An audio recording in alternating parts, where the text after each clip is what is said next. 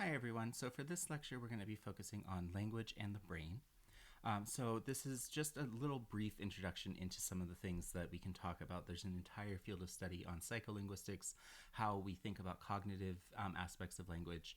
But we're just going to focus a little bit on some areas of the brain where linguistic function tends to happen, some linguistic disorders, and some different sort of effects and things that give us information about how we process language in the brain. So when we think about this, we've looked at anatomy in the past in this class about how we use the lungs and our oral tract, for instance, to produce specific aspects of language. So phonetics is very involved in the anatomy of things that are used as well, but we also use our brain to process things. It's very critical for language production, but also language comprehension. So it's very important to study the brain for understanding both language use and language disorders, which can give us information about how we might otherwise be using the brain to process things. And when we're thinking about language, it is lateralized mostly in the left hemisphere for most people. Language function doesn't only occur in the left hemisphere, but much of what we're processing for language we've found is happening in the left hemisphere of most people's brains. One thing that has sort of helped with thinking about some of the tricks that our brain does and plays on us is something that's known as the McGurk Effect. So this is a pretty interesting little feature of language where the brain can process information besides just linguistic information, and how we're doing that can affect our ability to use and understand language. So this process gives us information that language is more complex than just producing and hearing sounds and words. There's other things at play in how we process information and how we think about language, in addition to these other things that we're processing at the same time. So for instance, if you're having a conversation, you can focus directly on the conversation at hand and not hear all of the background noise as much. But that can still play a role in how we're interpreting things if we do have a lot of background noise, if there's other things we're seeing, if there's other things, other senses at play that can affect the way that we're informing what language we're hearing, how we're hearing it, and things like that. So there's a short clip that I'll play, and then we'll talk about some of the areas of the brain.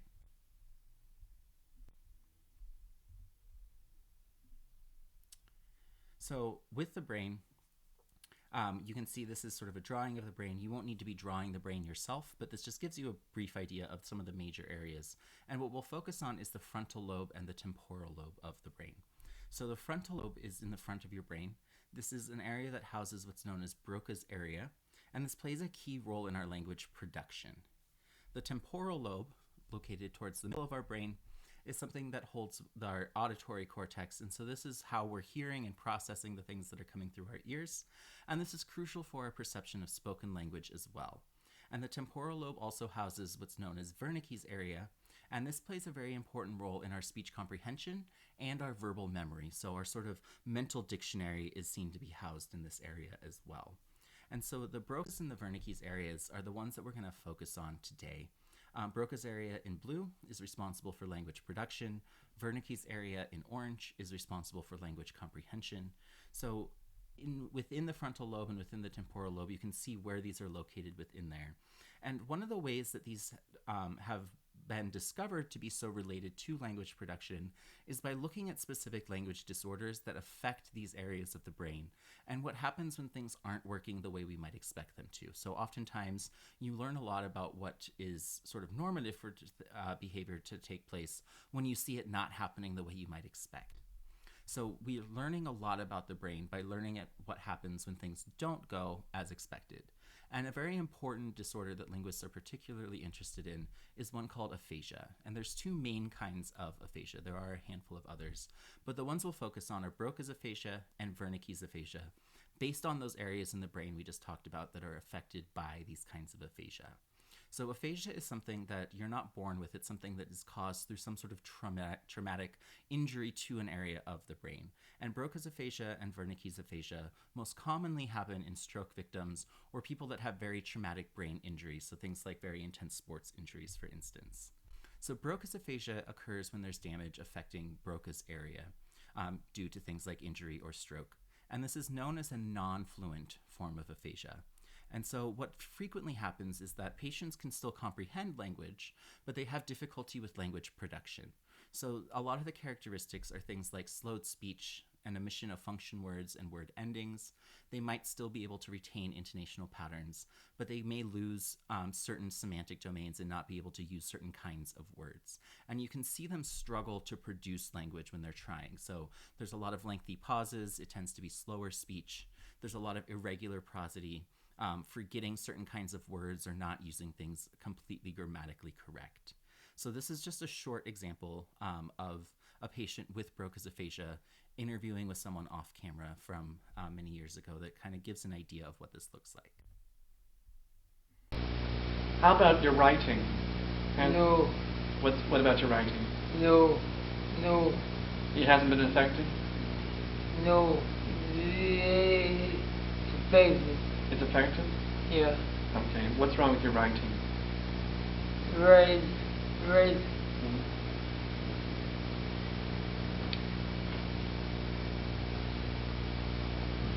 Oh.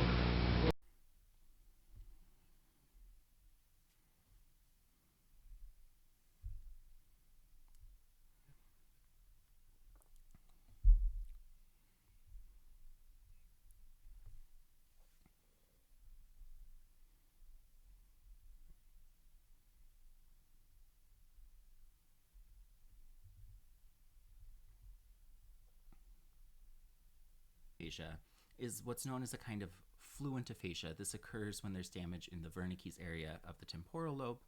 And Wernicke's aphasics can usually produce language, but they have more difficulty with comprehending language. So what they're tending to produce are often things like nonsense words, things that sound like language, that seem very rapid or fluid, but a lot of times it just doesn't really make any sense. It's not consistent. It's not something that you'd be able to interpret or understand in the same way. So Wernicke's aphasics would be considered a type of fluent aphasia. There's a flow of speech. There's not really hesitations and pauses, but it has linguistic traits like losing the ability to use certain kinds of content words, the inability to make semantic connections between objects or comprehend different kinds of speech. So since it's the part of our brain where we're taking in what we're hearing, this is sort of making it impossible to separate the idea of linguistic speech as a certain kind of hearing versus other things that might be heard. So they might be hearing things, but not processing it as language.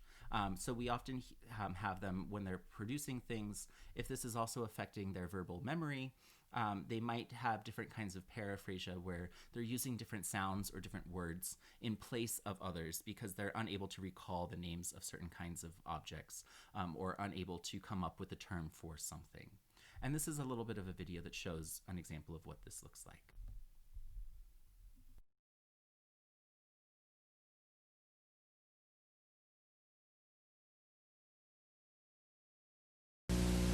Thanks. And say baseball player. Okay. Caterpillar. Okay.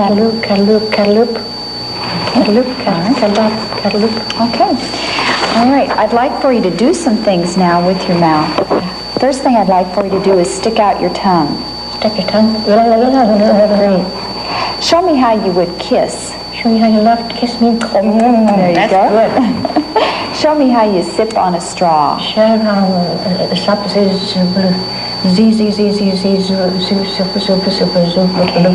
Can you sip on a straw? See what a sip sticks. See what sticks onto me. Okay. Try this one. See. Wait a minute. Listen. Show me how you smile. Show you plus me. Show how plus me. Show how plus me. Show how plus me. Stop. Can you smile? Can you smile at me? No, don't smile at me. Don't say what I say. I want you to do this. Watch. What? Look at me. Smile. There you go. That wasn't a very good one, huh? Smile. Smile. There you go. Chew. Show me how you chew gum. Chew what you so my children think. Okay. Watch this. Good. All right. Cough. Cough while you cut me. Cough. There you go. I want you to lick your lips. Let me lick. Great.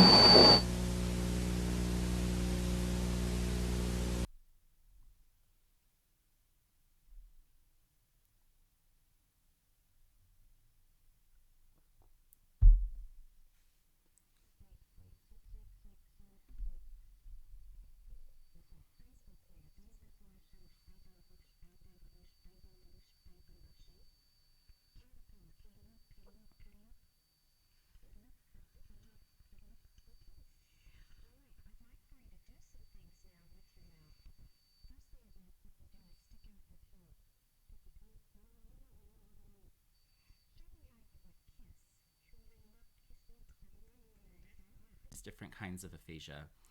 Broca's aphasia is related to production, whereas Wernicke's is related to comprehension. So Broca's aphasics can understand language, but can't really produce complete forms of it.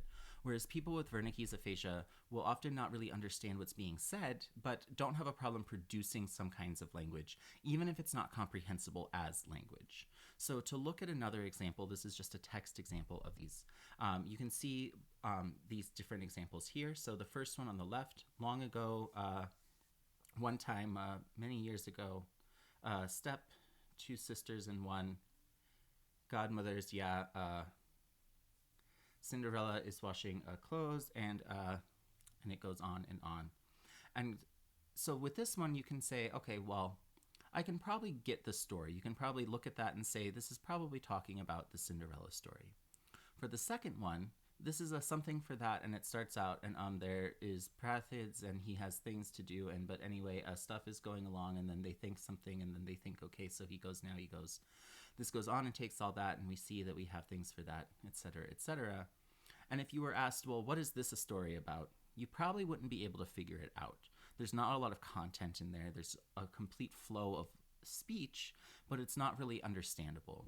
And so this one on the left is someone with Broca's aphasia, and on the right with Wernicke's. And both of them watched a segment of Cinderella and were asked to describe it. So both of these are about the exact same story, but you wouldn't be able to tell with the Wernicke's aphasic if that was actually what was happening. So this is an example of ways that language use shows us where these areas of damage can affect how we're processing information or how we're able to convey different kinds of linguistic information. There's lots of other speech disorders and language disorders that can affect language use as well. So things like apraxia, where you have a difficulty stringing words together or saying complex thoughts, dyslexia, autism, Williams syndrome, which has a delay in language usage and some difficulty with both processing and comprehension. There's lots of other kinds of different impairments. So if these are kinds of things that might interest you and ways to approach language or ways to investigate language, speech-language pathology is a great career path for this, where you may work with adults with conditions like this, or you may be working with children that are having a delay in processing information or a delay in language production themselves. So that gives just a very brief introduction into some aspects of language in the brain. As always, if there are questions, send me an email, schedule office hours with me, and I hope you have a wonderful day.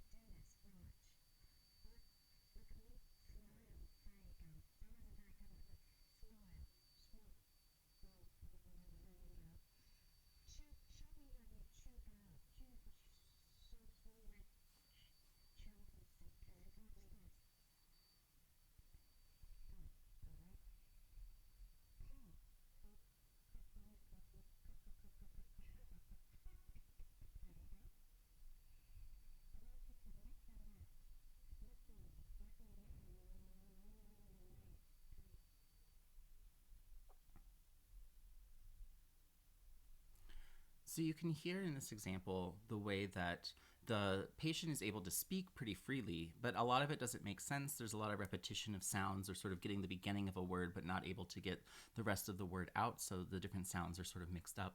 And there's a lot of evidence that you can see here that they're not really processing the words themselves. So there's sometimes where the person that's off camera is saying something like watch, and that's when you actually get something, is when they can see something, they can imitate it, or they might repeat words without understanding what those words are actually saying or how to process the actual linguistic portion itself. So when we think about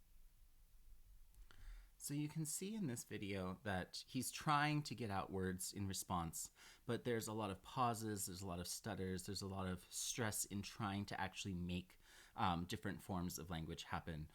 And some of the most common things are things like yeah and no, certain very commonly used words that are a little bit easier to produce than others where you're trying to get a more robust response.